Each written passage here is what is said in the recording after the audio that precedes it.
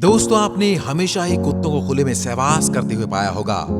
परंतु वैसे तो सभी जानवर खुले में सहवास करते हैं, क्योंकि उनके पास उनका घर मकान या फिर होटल की सुविधाएं नहीं होती। तो इसलिए वो खुले में ही नहीं करेंगे तो कहां करेंगे, और उन्हें शायद इनकी जरूरत भी नहीं होती।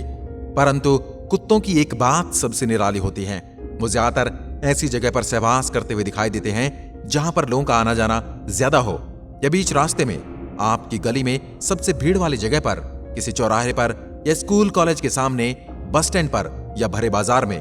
क्या आपने कभी सोचा है कि इसके पीछे की वजह क्या है? क्या कारण है कि कुत्ते भीड़ भाड़ वाली जगह में ही सहवास करना पसंद करते हैं?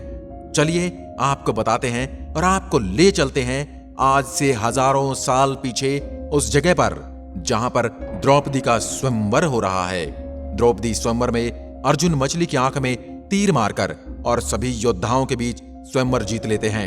स्वयंवर जीतने के बाद अर्जुन अपनी पत्नी द्रौपदी के साथ और अपने चारों भाइयों युधिष्ठिर, भीम, नकुल और सहदेव के साथ अपनी माता के समक्ष पहुंचते हैं और वहां पर एक गलती करते हैं, जिस गलती का खामियाजा भुगतना पड़ता है पांचों पांडवों को और द्रौपदी को। घर जाकर पांचों पांडव माता से कहते हैं कि देखो मां, हम भिक्षा में क्या लेकर आए हैं। और माता बिना पीछे मुड़े, बिना उनकी ओर देखे उन्हें कह देती है कि पांचों भाई आपस में बराबर बराबर बांट लो। जब माता पीछे मुड़कर देखती है तो उन्हें अपनी गलती का अनुभव होता है और पांचों पांडव भी अपनी गलती पर शर्मिंदा होते हैं और एक दूसरे की तरफ देखने लगते हैं। इसके उपरांत युधिष्ठिर कहते हैं कि माता का दिया हुआ या कहा हुआ वचन हमारे लिए सर्वोपरि है, इसलिए पांचों पांडवों के साथ द्रौपदी का विवाह कर दिया जाता है। पर इस विवाह के विरुद्ध धृष्टद्युम्न अड़चन पैदा करने की कोशिश करते हैं और वो कहते हैं कि ये कैसे संभव हो सकता है, ऐसा मैं कभी नहीं होने दूंगा।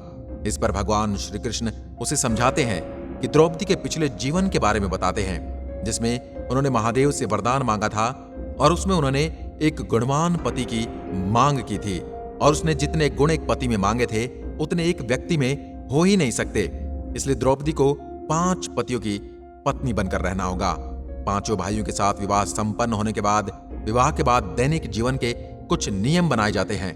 पांडवों में यह भी निर्धारित किया जाता है कि द्रौपदी प्रत्येक वर्ष एक पांडव के साथ अपना समय व्यतीत करेगी, और जब द्रौपदी किसी पांडव के साथ कक्ष में समय व्यतीत कर रही हो तो उनके कक्ष में किसी दूसरे का आना वर्जित था, और उस एक वर्ष के दौरान जो भी पुत्र या पुत्री प्राप्त होगा, ये उसी पांडव का पुत्र या पुत्री कहलाएंगे जो उस वर्ष के दौरान द्रौपदी के साथ वास में था। यदि कोई द्रौपदी से भेंट करना चाहे तो उसके लिए भी अलग से नियम बनाए गए थे। जब भी कोई द्रौपदी के कक्ष में जाएगा तो वह अपने जूते बाहर रख देगा, यानी अपनी पादुकाएं बाहर छोड़ देगा। इस नियम का उल्लंघन करने पर अपराधी को तुरंत 1 वर्ष के लिए वनवास जाना होगा। इस कथा के आधार पर एक दिन युधिष्ठिर द्रौपदी के कक्ष में थे और तभी एक कुत्ता दरवाजे के बाहर से उनके जूते चुरा ले गया। ये वो समय था जब द्रौपदी युधिष्ठिर के साथ प्रेम क्रीड़ा में व्यस्त थी। इसके बाद अनजाने में अर्जुन ने कक्ष में प्रवेश कर लिया और अपने बड़े भाई और द्रौपदी को साथ देख लिया, और नियम के अनुसार अर्जुन को निर्वासित होना पड़ा। द्रौपदी को इस पर बड़ी शर्मिंदगी महसूस हुई और द्रौपदी ने पूछा कि तुम कक्ष में प्रवेश कैसे कर गए। इस पर अर्जुन ने कहा कि कक्ष के बाहर तो कोई पादुकाएं नहीं थी, तो इसलिए मैं सीधा कक्ष में चला आया। परंतु युधिष्ठिर ने तो वहां पर पादुकाएं उतारी थी। जब तीनों मिलकर बाहर आए तो उन्होंने देखा कि वहां पर युधिष्ठिर की पादुकाएं नहीं हैं, इसलिए उनको ढूंढने के लिए वे आसपास के क्षेत्र में देखने लगे और उन्होंने वहां पर पाया कि एक मादा स्वान यानी कि एक कुतिया युधिष्ठिर की जूती के साथ खेल रही है। और इस पर द्रौपदी को बड़ा क्रोध आया और उसने संपूर्ण स्वान जाति यानी कुत्ते की प्रजाति को श्राप दे दिया कि जिस प्रकार मुझे सहवास करते हुए अर्जुन ने देखा है, उसी प्रकार संपूर्ण जाति तुम्हें सदैव सहवास करते हुए देखेगी। और इस तरह श्राप के चलते कुत्ते अक्सर खुले में ही नहीं बल्कि भीड़ भाड़ वाले इलाके में सहवास करते हैं और सब लोग उन्हें देखते हैं, उनका मजाक उड़ाते हैं और हंसते हैं। आज के वीडियो में बस इतना ही। अगर वीडियो पसंद आया हो तो लाइक कीजिए और ऐसी वीडियो देखने के लिए हमारे चैनल को अभी सब्सक्राइब कीजिए। धन्यवाद।